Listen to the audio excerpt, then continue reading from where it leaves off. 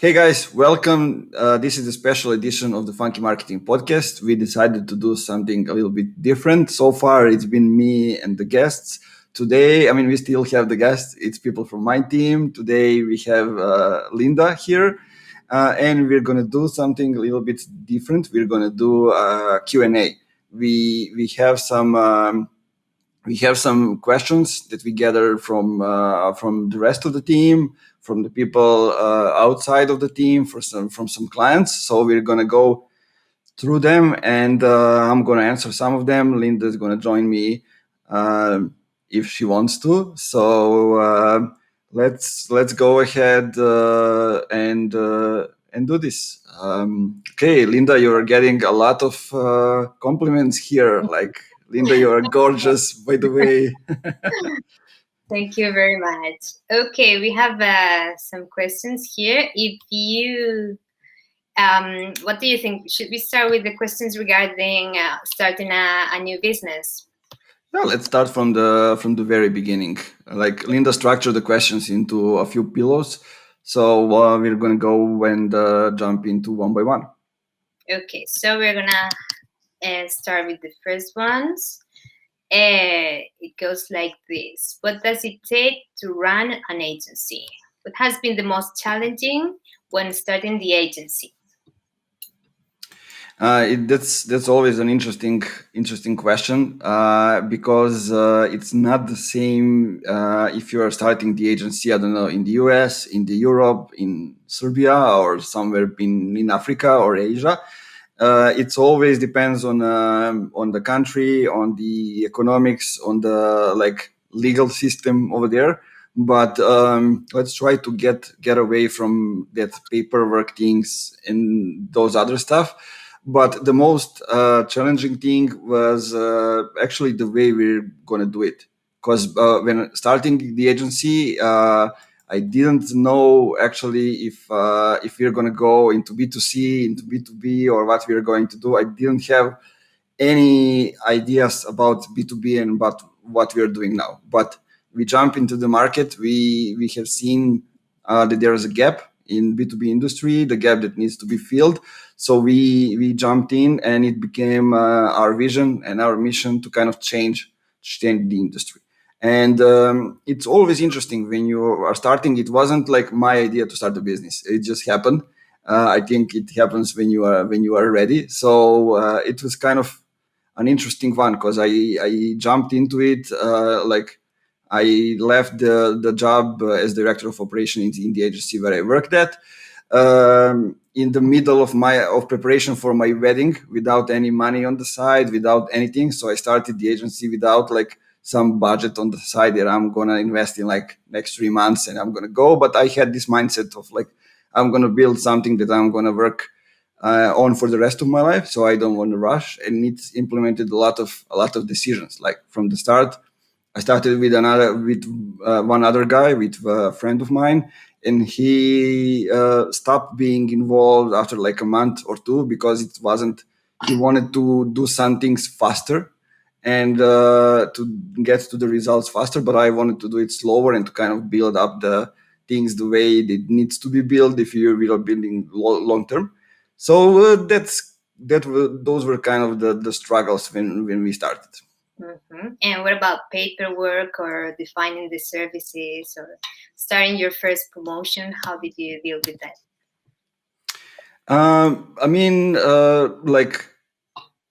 Closing the first client was something that just came out of because I already had the build personal brand. I already had one in Serbia, but I had it. So when I announced that I'm leaving the agency where I was working, that I'm starting Funky Marketing, people started getting into the conversations with me, and we created a landing page with a huge 32 or 34 pages document on the strategy. So that was kind of the start. Somebody downloaded the document on the first day or the first night when we announced it, and the next day we got our first client.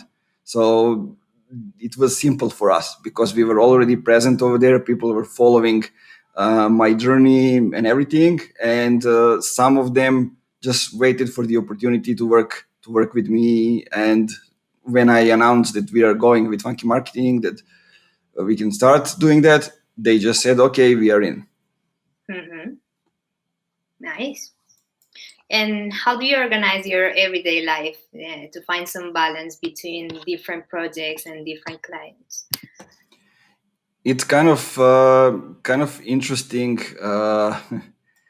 because I don't.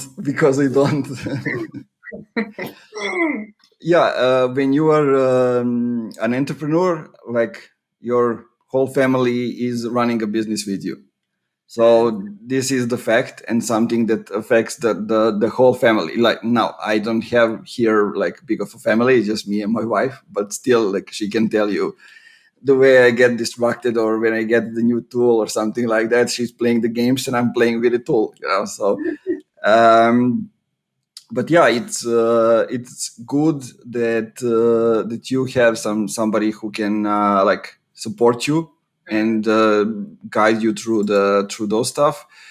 But yeah, I don't look as the work-life balance as something that exists. You know, it's all the same thing. Like, what do I mean by that?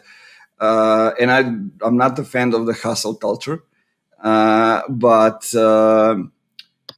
you know, you meet some people on the way to work, on the work, people that you are spending with like at least 8 hours per day, so they are part of your life. It's not like work and life stops when you start working. You know, it's still life and it affects the rest of your life a lot. That's why we are saying like you should do what you love if you can, because it affects what you are doing, your life and everything. And that's why I think I'm trying to build something that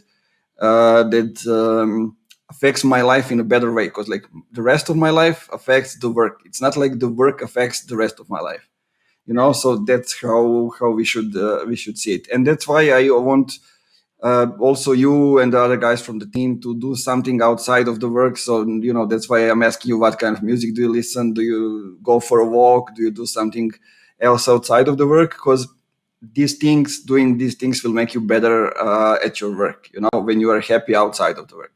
Sure, definitely. You need to spend some time outside your own Yeah, bubble. like going to the beach in Spain or just here on the river in Serbia. Yeah. Go for a walk or something that cleans your mind somehow.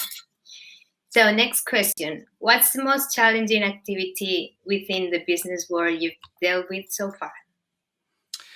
I think the most challenging one is like always what to do next. I don't Hmm. know, because you never know it. And I start the week and I don't know what's going to happen. We are building the foundation, and then at one moment it just happens. Like 3 clients come in 3 days, or you know, or somebody leaves, or you know, and when the 3 clients are coming, you need to like extend the team. You need to always have that in mind, and it's always thinking, always optimizing, always adjusting. So that's the biggest challenge is kind of getting into that mindset that you are ready for whatever. I think. Hmm. Yeah, so that's kind of the biggest challenge, I think. Not the actual work, but actually building the company to be ready for whatever comes next. Hmm. Okay. How does empathy help you overcome not so much smooth situations with clients? um, Helps a lot. I mean, this is what we are doing actually, and empathy is in the basics of everything that we do, and not only in situation with clients. I mean, we are trying to change and make people express more empathy and more compassion also that follows the empathy. So not only like um, getting into people's shoes, but also wearing the shoes, you know. So when we are doing that and thinking like that, it's kind of easy to get through all those kind of things, because we are not pretending that we are somebody else. Not me, not all of you from the team. We are trying to be who we are, and that's why I'm like posting video of me dancing, or like you're posting some things that are related to other stuff that you're doing, like the wine promotion thing or something else. So this is who we are, you know, and that's why like we are creating videos, not to show like the expertise inside the videos, but that people can actually get to know us, the way we talk, the way we smile, the personality and everything, because it's easier. We are all humans, and if we just go like and talk all these straight business things, it's not personal. And when it's not personal, it's not long term. So this is kind of the way I see it. Nice. Cool. That's the attitude, I think. So those are some nice questions that I don't get asked often. So it was good to know that human part, no? Yeah, definitely. Okay, let's go with ads 101. How do you decide on the type of advertising you are going to run in terms of social media channels, the period of time, the budget you're going to spend, and the statistics you want to measure? That's kind of those advertising questions are always interesting because the answer is always it depends. It depends on a client. It depends on the industry. It depends on a budget that you have. So it's kind of interesting. But let me try to give an answer that might be useful to the people. So basically, before you get into the advertising, you need to know what you want to do as a business. So it's more of a business question than it is advertising question. If you know what your goal is, uh, if you know like first where you want to go, then what your goal is, then how you want to get there, then what's the budget. I mean, first the budget, then how you want to get there. So that's how you set up the everything, and then inside that budget you see what you want to do and how you can get there. um, Linda, make sure we go also through these questions that we are getting at the end.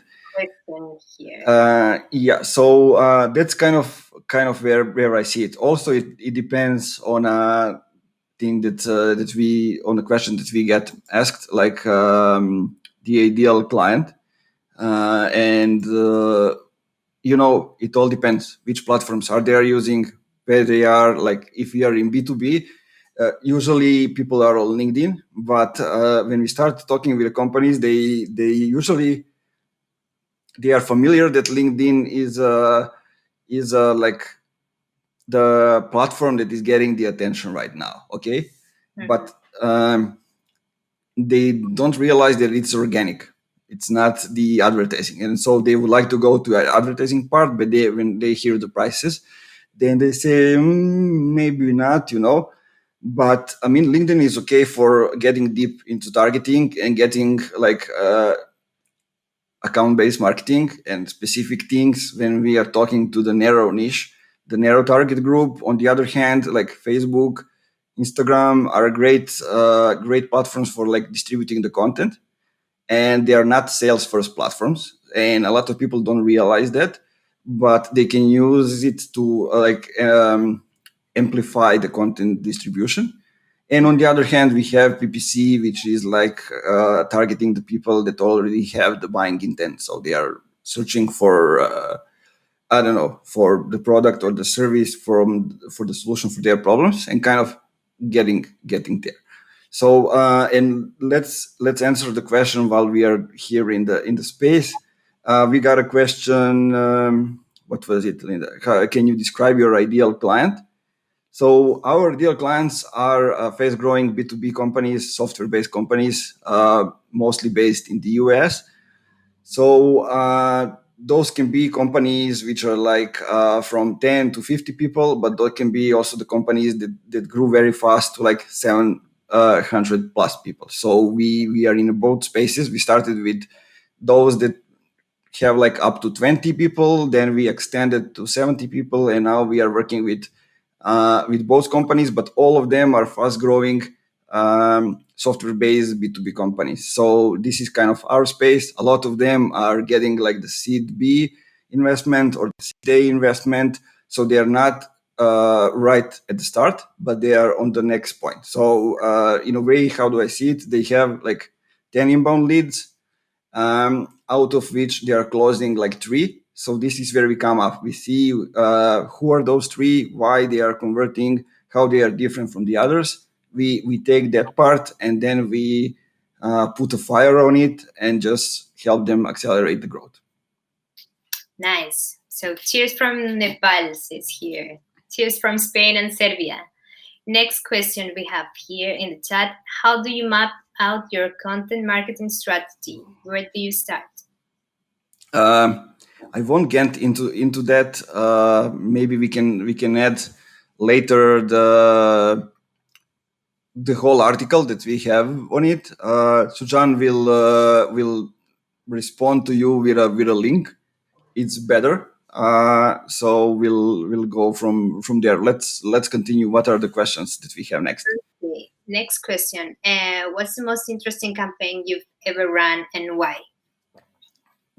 Oh, that's an interesting one. Most of them are B2C, probably, but there were all kind of interesting ones. Let me see. What can I talk about? Because there are some of them that I cannot talk about. Yeah, but there was one which was really interesting, and it was for when I was working in different agencies. So as their employee, as director of operations over there. So it was the campaign for the brand called Curaprox, which is one of the most famous brands when it comes to the toothbrushes and toothpaste and those kind of things. And we did a lead generation campaign to help them gather leads, but not only to gather like MQLs, but to also qualify them. And it was kind of we will kind of a giveaway. We were giving, I don't know, like 20 toothbrushes and some toothpaste, something like that. And the conditions of entering the giveaway was to answer a few questions. One was like, where did they heard about the brand? Like, what is their favorite product? And like, there was one that was specifically interesting, and it is like, what would happen if the brand stopped existing tomorrow? Okay, so for that we got all kind of answers. We got poems, we got people writing, I don't know, super nice things, because it's a brand that people use daily and they are really attached to it. So in that way, they get emotional, and we got some really good answers. And just based on that, and based on like comparing the answers, see what pops up. Basically, we had the content for the social media for the whole year, just based on that giveaway. And I think we got like 11,000 leads, qualified leads out of that campaign. And what was interesting, because like there are some um, toothbrushes that are specifically for the people who have like gaps beneath the teeth, interdental ones. So we couldn't just ask people, do they have some spaces between teeth, right? So we needed to do something else. So we asked them if they are using toothsticks. And if they are, then we know what is the product that they need. So those kind of things are always good to be added there. But a lot of interactions, a lot of emotions connected to this campaign. So that's why it was one of my favorite ones. Oh, nice. And what do results tell you regarding paid advertising and its potential? Can you repeat that again? What do results of the campaigns tell you regarding paid advertising and the potential it has? You mean the results?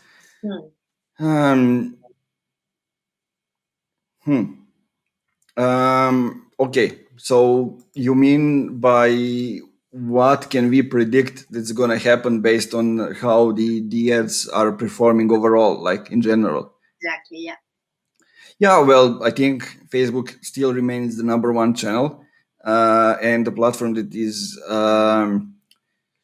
very much underestimated, and that can bring so much. I think it will remain that way.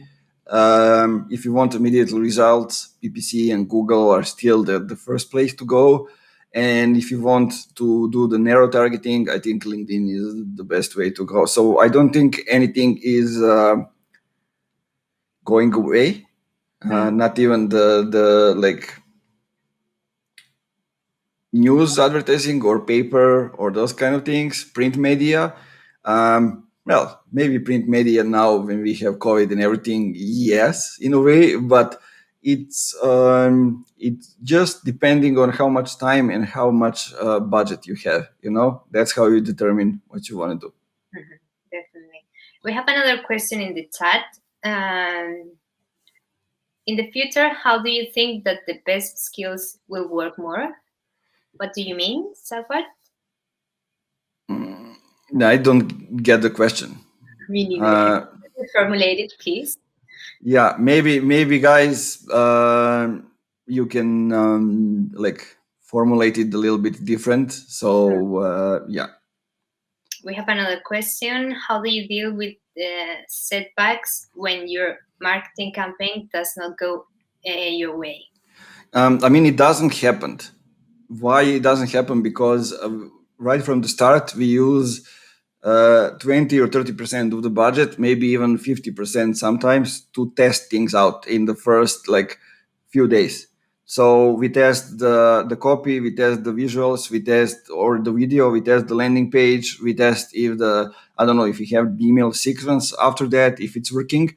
So we check everything, and we use that budget to kind of test it out and optimize. And then when we run it, it doesn't stop. It just goes. And when you are in that for a while, then you basically know things, because you have experience, you have seen how things are working, and you can adjust things even before you start.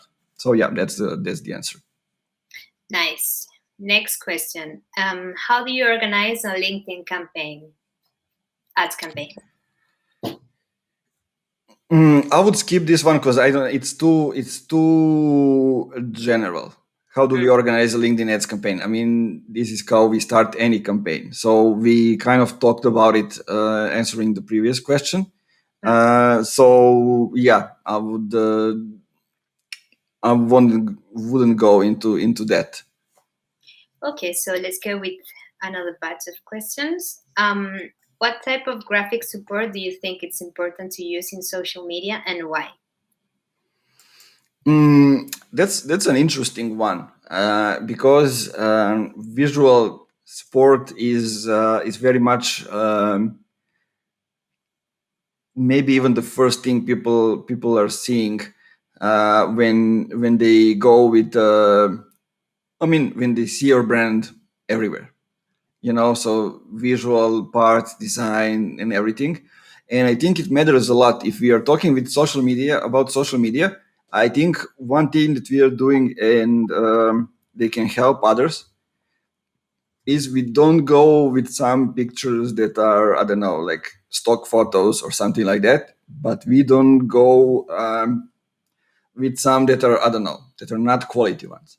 So we kind of do the best of both worlds. And what do I mean by that? If we have a text that will go on a visual, we tend to keep the visual, the design that supports the text. So if we said like we are going to talk about I don't know, like the construction industry today. So we're gonna, and this is talk about construction in the industry is on the visual. So in the backwards, design is gonna be all about emphasizing the text. So something that shows the construction industry. Then when we look at the visuals, it can lead us towards that.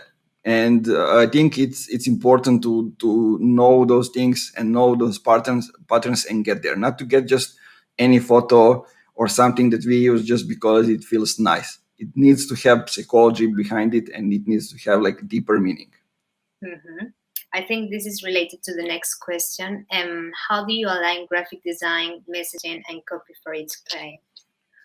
Yeah, it's very much aligned because like we need to have like branding and brand guidelines before we start creating the visuals. So it comes not only to the colors, to the logo and everything, but also it relates to to the messaging. What's our tagline, what's our vision, mission, and how do we communicate? Like, what's the tone in the visuals? And it's not a separate part. The copy, the visuals, the messaging, the branding, it's all part of a bigger piece. And it's how others are seeing our companies and how we want them to see it. Mhm. So how do we tell our story? We have that question in the chat. Which skills will be effective to learn in the future? I Yeah, guess mean regarding marketing industry in general. how to communicate and how to understand people. That's it, basically. Tech can change, technology can change, but the ability to communicate and ability to understand psychology behind our actions, that won't go away ever. So everything's changing. People aren't changing, and if we learn how to use the patterns that we have, that's it. That's why I always like to say that to learn those things, you need to go back to some of the old school marketing and business books and old psychology books. So, and go and learn those patterns. I mean, those are the most important books that you need to read, not the one they are talking about how to do marketing today. Mhm. Sure. Soft skills. Basically. Video. Is video becoming the most powerful graphic tool for social media? And what's the real impact on B2B platforms such as LinkedIn? Yeah, I think definitely video is becoming one of the most powerful like types of content. Let's call it like that. Why? Because it gives you a lot. It gives you like visual presentation of something or of someone. It gives you the tone. It gives you like it explains a lot more than just a photo or just a text, and that's why video is kind of essential. And we are getting into the times where audio is really important. So in that way, we can get the audio out of the video, as we're gonna do with these specific episodes of the Funky Marketing Podcast. So in that way, I think yeah, and video is going in some ways that we couldn't even predict.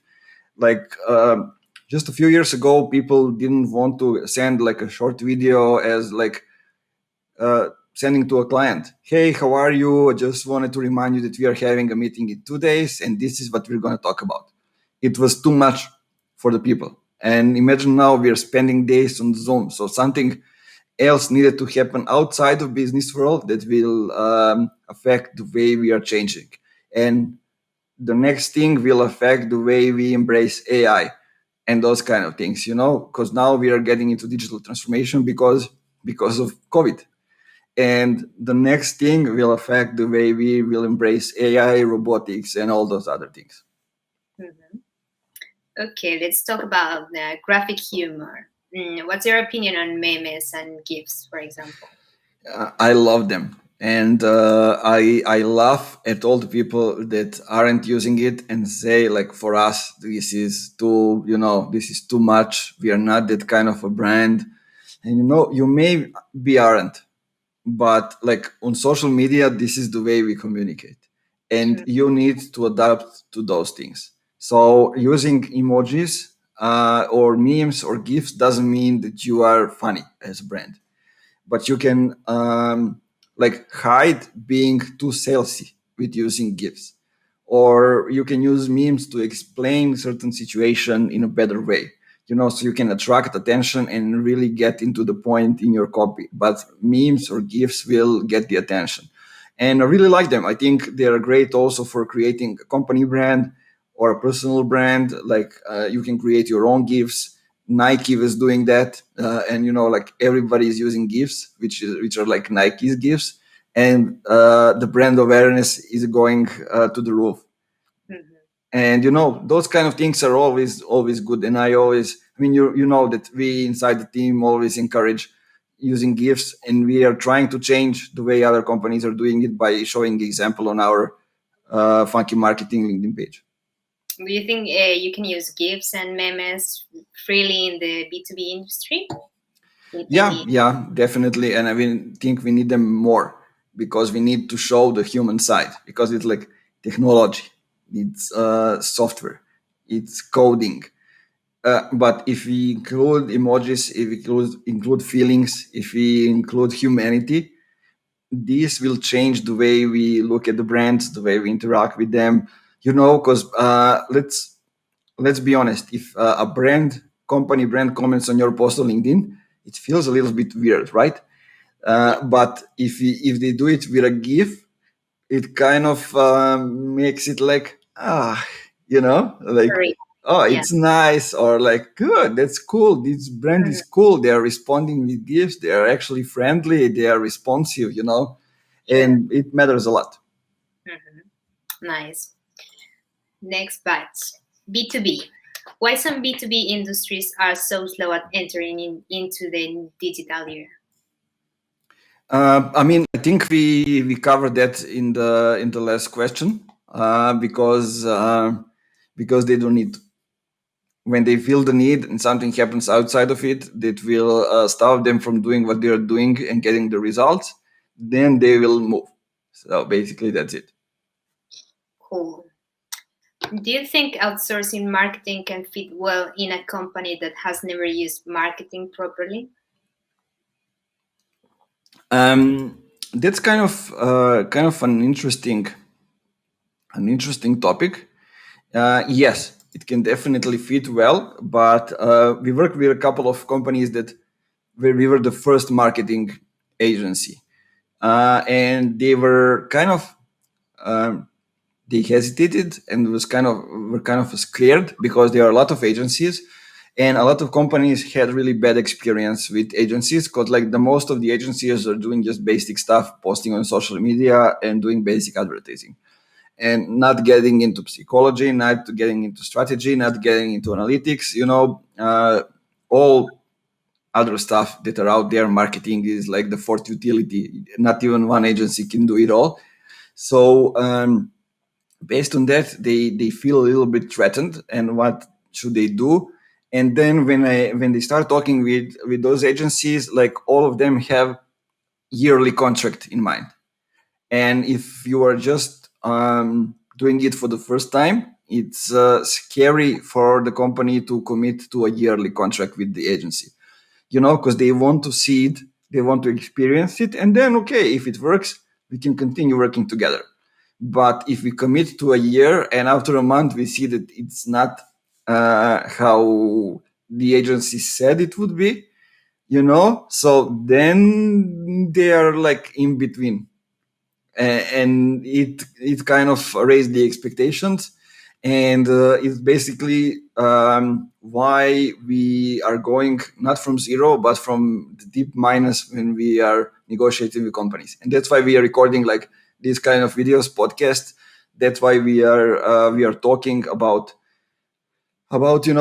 different things, recording videos, showing who we are, showing emotions, feelings, because we want to set up the trust before we get into those kind of conversation, before the discovery call ever happened, or like we want to be the one that companies are thinking about when they come to the point that they need marketing, so okay, the time has come for us to hire an agency or to hire somebody to help us with marketing. Who should we call? Aha, Linda, Nemanja, funky marketing. Hmm. That's how it works. Definitely. Let's talk about demand generation. How do you explain demand generation to your clients in a simple way? Yeah, those are always interesting questions. Cause like I usually don't, cause I explain it in my posts. We all as a team talk about it a lot, and they come to us when they know that they need it. So I don't need to explain to them on the call. But here's the way I explain what do we do and how do we work. So basically, when we start working with companies, all of them have content on the website. Usually it's a good content, but adjusted for the SEO, not for the people, not for distribution. So we jump in, and if they have the content, we use that content to kind of create the post. We use those posts to build the personal brand of the people from the team. So it's like C-suites or management or sales or marketing. Usually those are the people involved. And we help them build their brand. By building their brands, we build the company brand. And we do that by using the content that they have to kind of go over the pain points. So use the existing demand, but also polarize people to kind of get into create the new demand, and also get personalized. So we tied people to our stories.